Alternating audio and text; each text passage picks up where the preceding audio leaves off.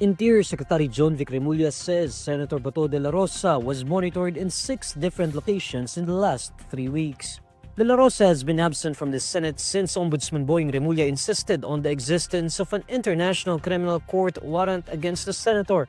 The alleged arrest warrant is in connection with the killing of thousands of Filipinos during President Rodrigo Duterte's drug war.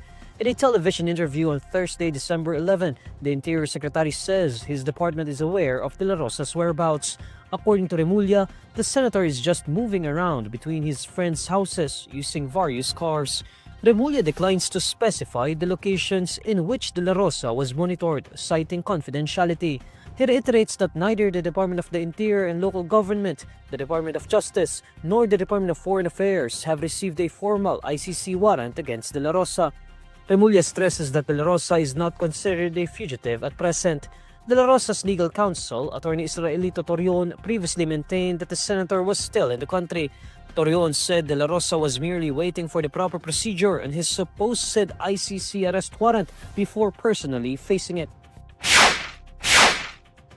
The Sandigan Bayan declares former Ako Bicol Representative Zaldy Co and 3 of his co-accused in the graft and malversation charges as fugitives from justice.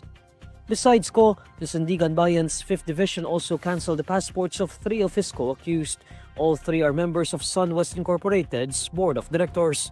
SunWest is the construction firm tapped in the 289.4 million peso road dike project in Nauhan, Oriental Mindoro. The 3 co-accused are Aderma Angeli Alcazar, Cesar Buenaventura, and Noel Cao, whose locations and whereabouts remain unknown. In 2 separate resolutions, the anti-graft court grants the separate urgent motions by prosecutors from the Office of the Ombudsman.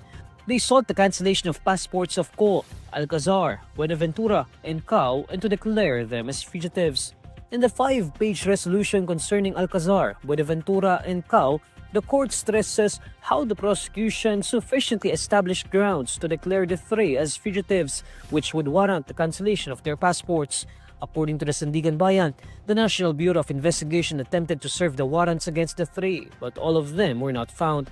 The resolution states that the accused remain at large despite being aware through media coverage of their cases and arrest warrants. The 5th Division handles one of Co's graft charges in connection with the alleged substandard dike project in Oriental Mindoro. Charged along with him are 17 officials from the Department of Public Works and Highways in Mimaropa and private individuals from SunWest including Alcazar, Buenaventura, and Cao. Co alone is facing another graft charge at the 7th Division over the same case. Meanwhile, his malversation through falsification of public documents case with his 17 co-accused is with the 6th Division. In granting the prosecution's manifestation for Co's passport, the Sandigan Bayan acknowledges his deliberate refusal to submit himself to the court's lawful authority. The court says this confirms Co's clear intent to remain outside of its jurisdiction. The Philippine government is already in talks with its Portuguese counterparts to locate and repatriate resigned Ako Bicol Party List Representative Zaldy Co. Co is among 16 accused of graft and malversation over an allegedly anomalous flood control project in Oriental Mindoro. He has been out of the country since the scandal broke out and was last known to be in Portugal. In a television interview on Thursday, December 11, Interior Secretary John Remulla says the Philippines is already coordinating with the Portuguese government to find Co. He notes how international law takes a long time. The Philippine government had already cancelled Co's passport in a further bid to compel him to return to the country. According to Remulla, all countries and centers for transnational crimes have been informed that Co's passport was cancelled. Of Co's 15 co-accused, 9 were already taken into government custody in November and pleaded not guilty before the Sandigan Bayan. For his part, Co has denied the accusations against him, pointing to President Bongbong Marcos instead as the mastermind behind the alleged corruption. Marcos has denied this allegation, even daring Co to come home and prove his claims.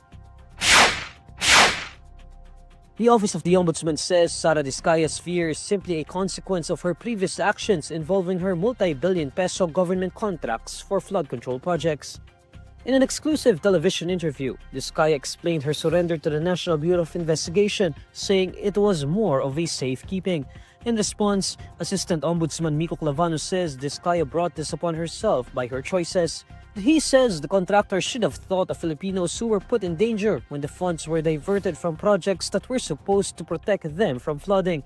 Clavanos says Discaya has every right to due process in her cases, but notes that the contractor should not use fear as an excuse. Discaya voluntarily surrendered to the NBI last Tuesday, December 9, in anticipation of the arrest warrant to be issued against her. She is facing graft and malversation charges in connection with an allegedly anomalous flood control project in Jose Abad Santos, Davao Occidental.